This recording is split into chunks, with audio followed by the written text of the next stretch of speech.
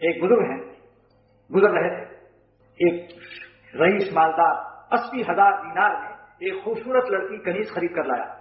اس کی وہ کنیز گھوڑے پر سوار ہو کر صبح ٹہلنے جا رہی تھی. 2-3 خادمات عورتیں اس کے پیچھے بھی تھی گھوڑے پر. اتنے میں ایک بزرگ سامنے گزرے، مجذوب کی تھے، اللہ کے عاشق تھے. ان سے اس نے کچھ مذاق کیا کہ بھئی کیا ہے تمہارا، ہماری قیمت کیا ہے تمہارے نزدیک. اس بزرگ نے ایسے ایک نظر دیکھ لیا. اچانک اس نے پتہ نہیں کہ مرد ہے عورت ہے، پتہ تو نہیں چلتا پہلے سے. کہا کہ تم تو چارانے کی بھی مہنگی ہو. بس اس نے کہا عورتوں سے کہ ان کو گرفتار کرو، یہ پاگل معلوم ہوتے ہیں، چلو سیٹ کے آنے چلیں، کچھ ہنسی مذاق ہوگی، ذرا دلچسپی رہے گی. کہا آپ میرے سیٹ کے یہاں چلیں. کہا اچھا چلیے. گئے. سیٹ صاحب نے کہا کہ بھئی یہ ہماری خادم کنیز جو ہے اس کی کیا قیمت ہے آپ کے یہاں؟ اس نے کہا کہ یہ تو چارانے کی بھی مہنگی ہے. تو وہ بڑا ہنسا. اس نے کہا تم پاگل ہو یا عقل مند ہو؟ 80,000 دینار میں لایا ہوں، دیکھتے نہیں ہو سب سے پیر تک کیا صورت شکل ہے. انہوں نے کہا کہ آپ بیوقوف ہو گئے ہیں، میں نے صحیح دام لگایا ہے، یہ چارانے کی بھی مہنگی ہے. کہنے لگا کیوں؟ اس نے کہا آپ کو نہیں پتا ہے کہ عیبدار سودے کی قیمت کم لگتی ہے.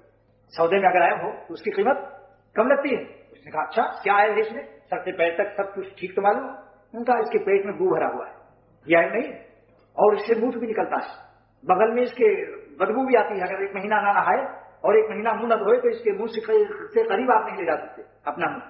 اس کے بعد پھر جب قبر میں دفن ہوگی تو اس کی لاش 3 دن کے بعد ایسی سڑے گی کہ تم سارا 80,000 دینار پوری جمع ڈوبی ہوئی نظر آئے گی. جیسے میمن برادری کہتی پونجی بھی گئی، نفع تو اس سال کیا آتا. میمن برادری کہتی نفع تو کیا ہوتا، آپ کی سال تو پونجی بھی گئی، تو تمہاری پونجی اصل لگی ہے لاگت وہ بھی غائب ہو جائے گی 3 دن قبر میں لیٹنے کے بعد. تو بڑا غور میں پڑا، واقعی اس کو چکر آئے، یہ اللہ والوں کی نظر کہاں پہنچی. پھر اس نے کہا اچھا تمہارے پاس کیا کوئی بیعہ والی ہے؟ اس نے کہا ہاں ہمارے پاس بیعہ والی ہے. نہ اس کو پیشاب ہوتا ہے، نہ پیخانہ پھرتی ہے، نہ پسینہ آتا ہے، اور موت بھی نہیں آئے گی. اس نے کہا بھائی ایسی کہاں ہے تمہارے پاس؟ ان کا ہمارا جمع ہے اللہ تعالیٰ کے، آنکھ بند ہونے کی دیر ہے بس، پر دیر سے جب بدل جائیں گے انشاءاللہ تعالیٰ وہاں پا.